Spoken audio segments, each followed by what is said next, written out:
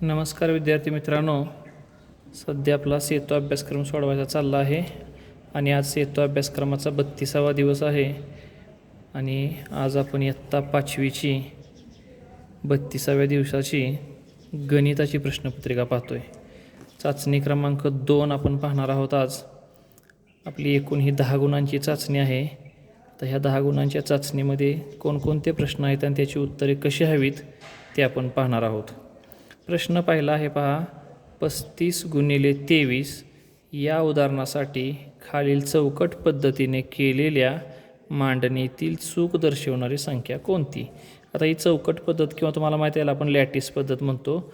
आता ही चूक शोधण्या अगोदर आपण काय करूया, प्रथम ही चौकट पद्धत आपण सोडवूया, म्हणजे आपल्या उत्तरामध्ये आणि या उत्तरामध्ये काय फरक आहे ते लक्षात येईल आणि त्याच्यावरून कोणत्या ठिकाणी चूक आहे ते आपल्या लक्षात येईल। पहा, पहिल्यांदा काय आहे, 30 आहे आणि 5 आहे।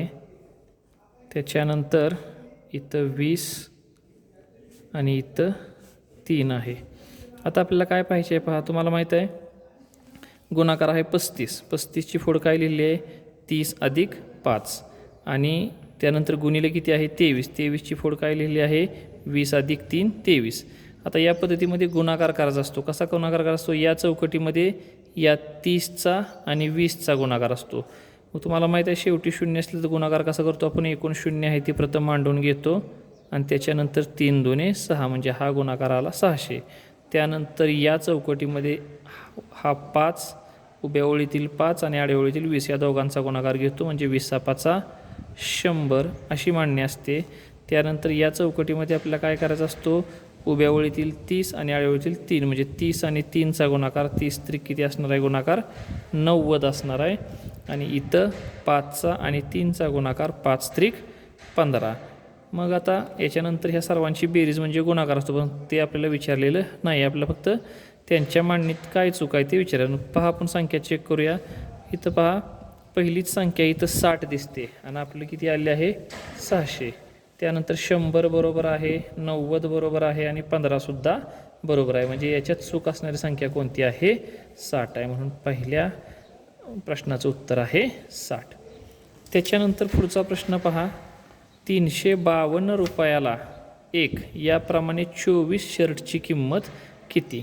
पहा, इथं एका शर्टवरून अनेक शर्टची किंमत काढायची आहे, म्हणजे एकावरून अनेक हे काढण्यासाठी तुम्हाला माहिती आहे कोणती क्रिया करतो आपण, तर यासाठी गुणाकार क्रिया करावी लागते। म्हणून आपण काय करूया, प्रथम 352 या संख्येला कितीनं गुणणार आहोत, 24नं गुणणार आहोत। मग प्रथम आपण एककानं गुणणार आहे, 4 दुने किती असणार आहे 8, 4 पंचे 20, 20 0, हातचा आला 2, त्याच्यानंतर 4 त्रिक 12, 12 आणि हे हातचे 2, 12 आणि 2 किती झाले 14। त्यानंतर इथं दशक आहे, दशकानं गुणण्यापूर्वी आपण प्रथम दशकाचा 0 मांडूया। त्यानंतर बे दुने 4, बे पंचे 10, 10 0, हातचा आला 1, पुन्हा बे त्रिक 6, 6 आणि हातचा 1 7 आणि मग या एकक गुणाकाराची आणि दशक गुणाकाराची आपण बेरीज करूया। बेरीज केल्यानंतर 88 8, 84 4, 84 4 आणि 7 आणि 1 8 म्हणजे 24 शर्टची एकूण किंमत किती असणार आहे 8448 रुपये अशी काय असेल 24 शर्टची एकूण किंमत।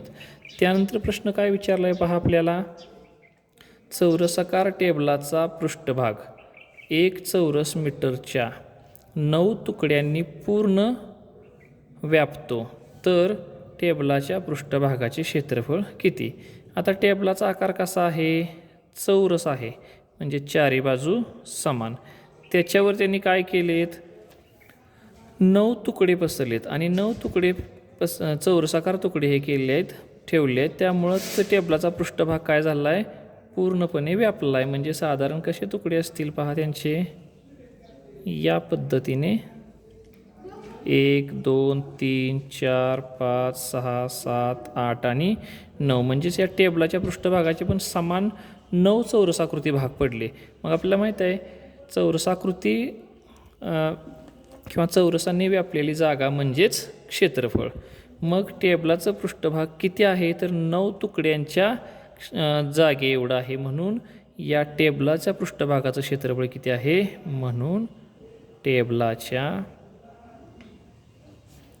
पृष्ठभागाचे क्षेत्रफळ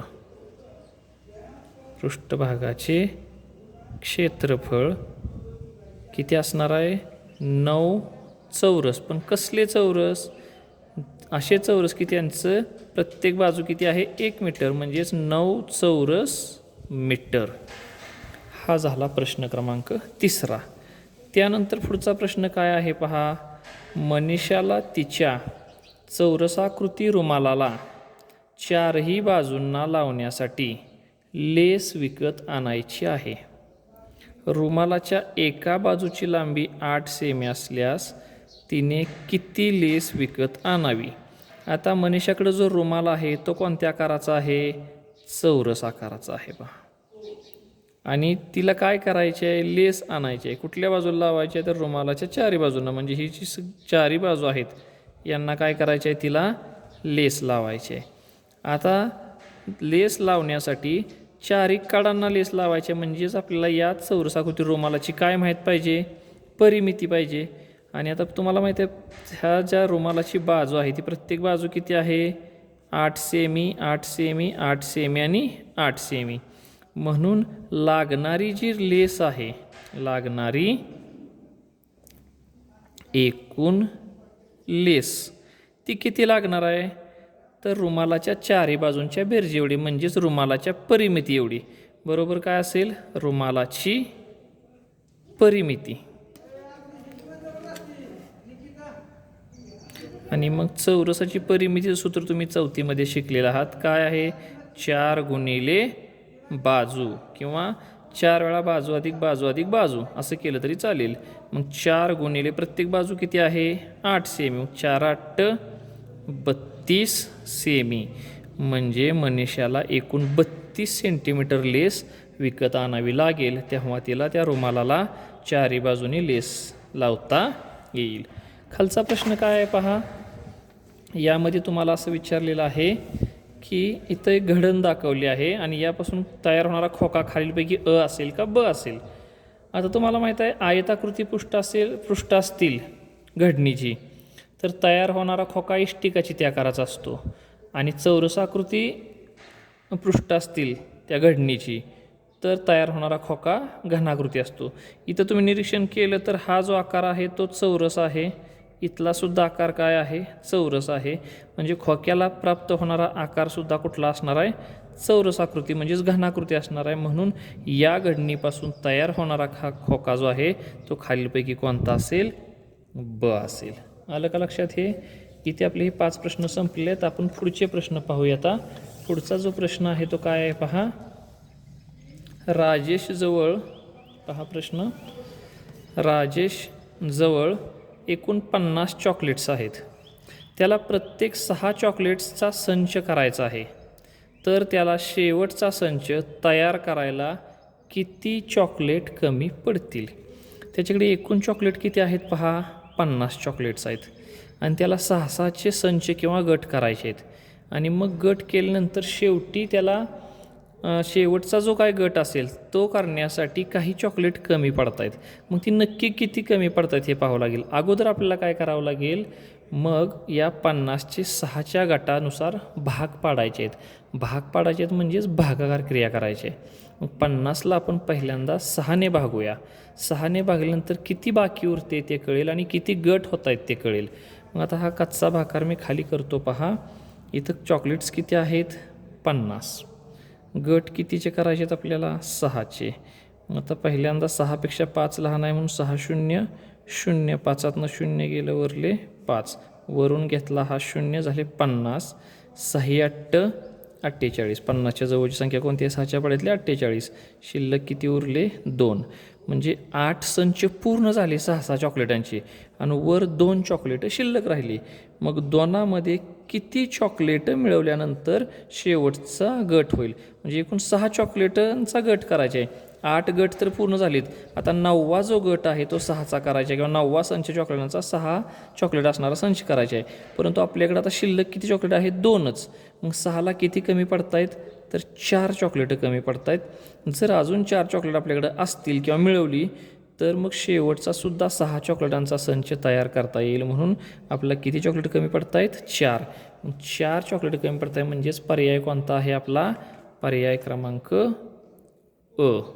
म्हणजे इथं हा आपला पर्याय निघाला. आता पुढचा प्रश्न काय आहे पहा. सीमाच्या जन्मानंतर 3ऱ्याच दिवशी एप्रिल महिन्याची 1 तारीख होती. पहा, सीमाचा जन्म झाल्यानंतर 3ऱ्या दिवशी एप्रिल महिन्याची 1 तारीख होती. तर तिचा जन्म किती तारखेला झाला असेल? आता एप्रिल महिन्याच्या 1 तारखेला काय झालेलं आहे? 1 तारीख होती 3ऱ्या दिवशी. म्हणजे सीमाचा जन्म त्याच्या अगोदरच्या महिन्यात म्हणजेच कुठल्या महिन्यात झाला असेल पहा? मार्चमध्ये. मग आता इथं कच्चं काम मी खाली करतो पहा. इथं मार्च महिना लिहितो आणि इथं एप्रिल महिना लिहितो. आता पहा, इथं या दिवशी असं समजूया सीमाचा काय झाला? जन्म झाला. सीमाचा जन्म या दिवशी झाला. त्यानंतर हा पहिला दिवस, हा दुसरा दिवस आणि हा 3रा दिवस.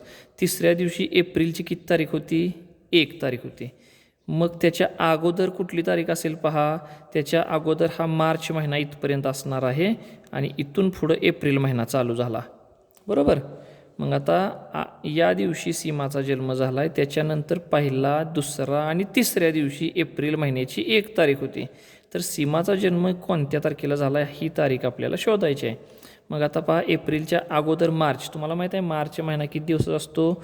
31 दिवसांचा मार्च महिना असतो. म्हणजे इथं आदल्या दिवशी 31 तारीख असेल, त्याच्या अगोदर 30 तारीख असेल आणि त्याच्या अगोदर 29 तारीख. म्हणजे सीमाचा जन्म 29 तारखेला झाला. पहिल्या दिवशी 30 मार्च होता, दुसऱ्या दिवशी 31 मार्च होता आणि 3ऱ्या दिवशी 1 एप्रिल येतो आहे. म्हणजे सीमाच्या जन्माची तारीख कोणती आहे? 29 मार्च. मग इथं पहा 29 मार्च कोणता पर्याय आहे? हा पर्याय आहे. म्हणजे पर्याय क्रमांक ब घ्यावा लागेल आपल्याला. आता पुढचा जो प्रश्न आहे तो 3 भागाकार दिलेत आपल्याला. 3 भागाकार करायचे आहेत. प्रत्येक भागाकार हा 1 गुणासाठी आहे. आता हे भागाकार कसे करणार आहे तुम्ही 4थीत शिकलेलाच आहात. तरी पण उजळणी म्हणून आपण इथं पाहतोय पहा. मी उत्तरामध्ये डबल लिहितो पहा. 64 आहे. 64ला कितीनं भागायचे आपल्याला? 8नं. पहिल्यांदा आपण 6ला भागायचं ठरवतोय, परंतु 8पेक्षा 6 ही संख्या लहान आहे म्हणून 8च्या पाड्यात 6च्या जवळ संख्या कोणतीच नाही. म्हणजेच पहिला भाग शून्याचा लागेल. 8 0 0. 6तून 0 गेले, 6 राहिले. आता वरून उतरून घेतले 4. आता 6 वर 4, 64ला भागायचे आपल्याला. मग 8च्या पाड्यात 64 आहे का पहा? तर 8च्या पाड्यात 64 आहे. कधी आहे 64? 8 8 64. आणि मग 64मधून 64 गेलं, किती उरलं? बाकी उरली 0. भागाकार आला 8. त्यानंतर आपल्याला 124 या संख्येला कितीनं भागायचं आहे? 6. पहिल्यांदा आपण 1ला भागणार आहोत, परंतु 1 हे 6पेक्षा लहान आहे. मग 6च्या पाड्यात 1ला जवळ असणारी संख्याच नाही म्हणून पहिला भाग शून्याचा लावूया. 6 0 0. 1तनं 0 गेलं, 1 राहिलं. आता वरून घेतले, एकावेळी एकच अंक आपण उतरून घेतो 2. आता झालं 12. मग 6 दुने 12. 12तून 12 गेले, किती उरले? 0 उरले. आता वरून उतरून किती घेणार आहे आपण? 4 घेणार आहे. परंतु आता 4 जर पाहिलं तर 6च्या पाड्यात 4 आहे का? नाही आहे. म्हणजे 4 ही संख्या 6पेक्षा लहान आहे. पहिला भाग जर लावायचा म्हणून तर 6 1 6पेक्षा सुद्धा लहान आहे. मग 1च्या अगोदरचा भाग काय असतो? 0. मग 6 0 0. 4तनं 0 गेलं, उरलं 4. आता वरून उतरून घ्यायला संख्या आहे का आपल्याकडे शिल्लक? नाही आहे. म्हणजे 4 ही काय आली आपली? बाकी आली. आणि 20 हा काय आला आपला? भागाकार आला. म्हणजे 20 भाग पडले आणि 4 शिल्लक राहिले. आता शेवटचा भागाकार काय आहे? 101ला कितीनं भागायचं आहे आपल्याला? 1नं. पहिल्यांदा 1 आहे, 1नं भाग लागतोय. 1 1 1. 1तून 1 गेलं, 0 राहिलं. वरून उतरून घेतला आपण 0. आता 1पेक्षा 0 लहान आहे म्हणजे आपल्याला भाग शून्याचाच लावता येईल. 1 0 0. 0तून 0 गेलं, 0च उरलं. वरून घेतला 1. पुन्हा 1ला कसा भाग लागेल? 1 1 1. 1तून 1 गेलं, राहिलं 0. म्हणजे भागाकार आला 101 आणि बाकी आली 0. तर अशा प्रकारे आपल्याला ही चाचणी 2 जी आहे ती आपण पूर्ण केलेली आहे इयत्ता 5वी विषय गणित. धन्यवाद.